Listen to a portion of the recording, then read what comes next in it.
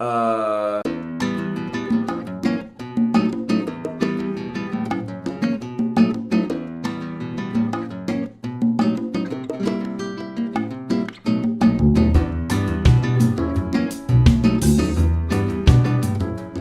right, let's drink some wine. Hi, everyone. I'm Brian Hinchberger. And I'm Paul Hinchberger. We're the Wine Brothers. We're coming at you from the lovely zone of Tuscany in Italy. Not literally. We're actually in Boise, Idaho. But we're gonna bring you there with our words and our verbiage. Verbiage of delicious juice. So we've got this cool new estate that I'm very excited about. It's Azienda Agricola Crociani. So the Crociani family sits in the town of Montepulciano. So we're in Tuscany. If you've ever been to Tuscany is just this whirlwind of crazy, windy roads and driving, but it's so epic. It's so beautiful. It's stunning. It's gorgeous. All across the board. It is. It is. It really is. And as you're in Tuscany, you're kind of driving through Montepulciano and tasting amazing Brunellos. Then you get over into Montepulciano. And in Montepulciano, they're known for the famous Vino Nobile da Montepulciano. Mm-hmm. And Vino Nobile basically being the noble vino of Montepulciano. It's kind of one of the only ones that doesn't talk about the grape of Montepulciano, you know what I mean? It's like Brunello de Montepulciano. It's Brunello of Montepulciano. Right. Vino Nobile, it's like, hey, it's the noble wine. Mm-hmm. You know what? Because it's not Montepulciano, the grape, which is from a different region. Or from Abruzzi. Yeah, exactly. Yeah, absolutely. Good point. Don't get that confused. Montepulciano, if it says Montepulciano d'Abruzzo, it is a grape called Montepulciano. Mm-hmm. If it says Vino Nobile de Montepulciano, it is the noble grape Sangiovese, or from the region. From the little town of Montepulciano, which has a region. Yes. And the vino, and this noble grape is Sangiovese, which Tuscany is famous for. And the clone, the famous clone of Vino Nobile is Prugnolo Gentile. So this estate is pretty cool. So Susanna Crociani, her father Arnaldo. Arnaldo grew up in the vineyards with his father and his grandfather, and I mean he grew up with wine always, and it was always his dream to start their kind of family estate. So they did so. His two children, Susanna and Giorgio, kind of carried on the torch. Giorgio passed away a few years ago. And Susanna has really carried on everything on her own. She does everything. She's an amazing woman. Such a great personality. A lot of lively character to her. She's super cool. So she does all these wines on her own. Very small production. Their cellar is underneath the town of Montepulciano. I mean, it's amazing. And in Le Cagiole, which is one of the little subzones of Montepulciano, is where all their fruit comes from. Very, very famous little subzone. Mm-hmm. So she makes stunning wines with so much approachable fruit to them. Prugnolo Gentile, when you think of Vino Nobiles, they can be massive, really, really tannic, big, aggressive, like, it's Vino Nobile. Rustic. Absolutely. Yeah.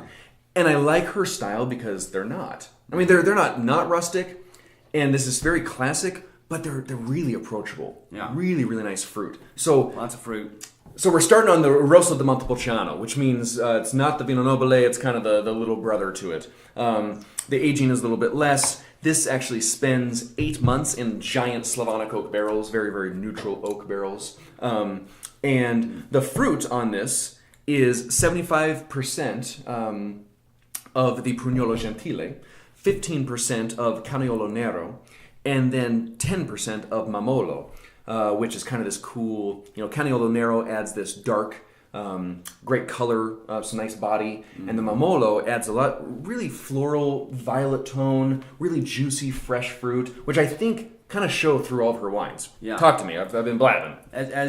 As you were mentioning that, it kind of reminds me, the Mamolo, that like real kind of floral, delicate. I envision it kind of being like Counoise from France. It has that like real light floral, but kind of accenting tone to it. Yeah, exactly. Yeah, I can dig that. Maybe I'm completely off because obviously it's only 10%, but it's really delicious. It's really shining through, if it's shining through at all. Yeah. Mm-hmm.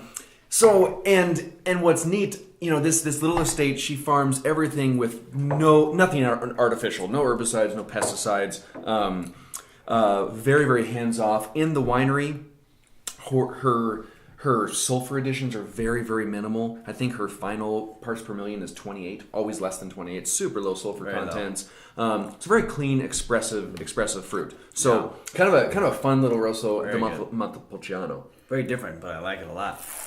Probably better. Well, yeah, it'd be interesting to taste this side by side with a really big rustic ham. Yeah, comes down with the iron fist type style Vino Nobile. So now moving into the Rosso d'Arnaldo.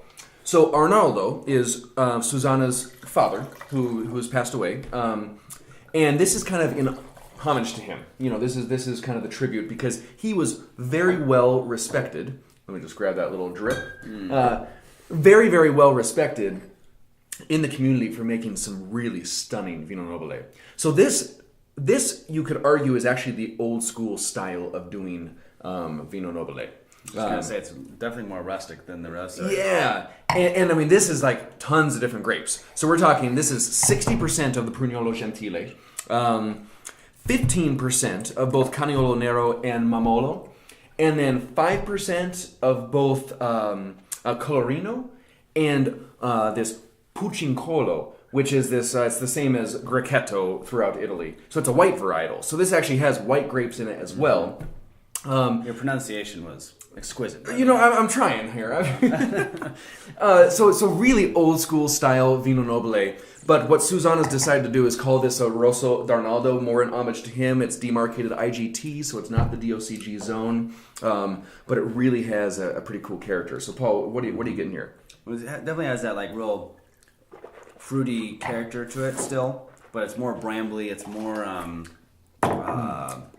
earthy, earth tone, and darker, more tannin too. It definitely has more structure to it. That's yummy. It's kind of chewy and like the tannins linger on your tongue. It's good. Yeah, that's a lot to think about for a while. Yeah. In fact, I might just be silent for a while. Well then. Just joking. I can't do that. Anyway, silent forever. So 2 seconds. So the this so that last varietal, the Pucincolo, is a white grape that is kind of fun. She takes 10% of that and then 90% of Malvasia dei Chianti and makes a Vinsanto, which should sit right here, and I wish it was here, but guess what? It just landed yesterday in the country, and we have our first Vinsanto as Bon Vivant Imports, and I am so excited. And her Vinsanto is stunning. Wow. Stunning. Well, we'll have to drink that another time. I guess we will. It ages, it's a 2006, it ages 8 years.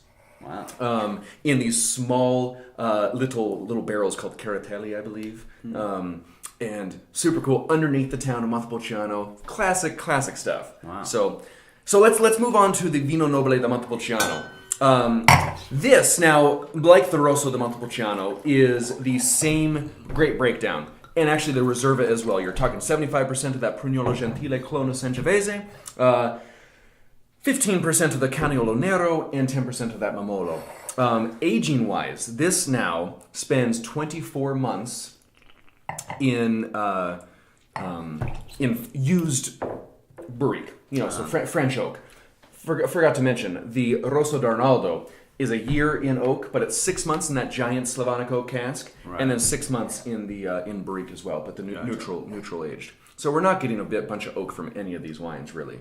Paul, what's on the Vino Nobile? That smells great. Yeah. Definitely has a lot of acid, like really lively and fresh, but it's definitely I don't know how to describe it. It's more mineral driven, I would say. It has a lot like a chalkiness or like a limestone kind of thing going on. Both like What I love about her wines, I think, is just the approachability of the style. I always kind of consider Vino Nobiles to be amazing and wonderful, but you have to have this giant lamb stew. You know, something really with a lot of gripping meat to kind of cut through some of that tannic structure. But I like the liveliness and the freshness of the fruit and the acidity in these wines. Just the balance in general is very good. Really, really pretty. So, after the Vino Nobile, we find the Reserva. So let's try that one out. So this is basically same wine, but she kind of picks through, finds her greatest barrels that she really is loving, and she lets it age another 6 extra months in that barrel. So about 30 months, but then it also spends longer in bottle aging as well. I'm just a clean freak today. Yeah. Yep. So a little darker, a little bit more serious. You know, the fruit is really, really still showing through, but that earthy quality, that kind of deep sensation of what you kind of expect from the land of Le Cagiole, and it's very, very, very cool. Yeah, what do you think about this, bro? So this is a 09 versus the 10. Get some tobacco right now. Kind of get like some smoke and cigar box. Yeah, cigar box. Not the fresh cedar a lot of notes. secondary flavors. Tobacco leaf. I smoke a lot of tobacco leaf. Not really. Fresh tobacco. Only the best. You're a purist.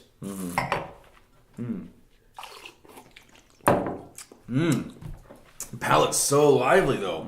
Oh yeah. Wow, that's really, really expressive fruit. Earthy tones, kind of brambly, long acidic finish. Like, Yeah.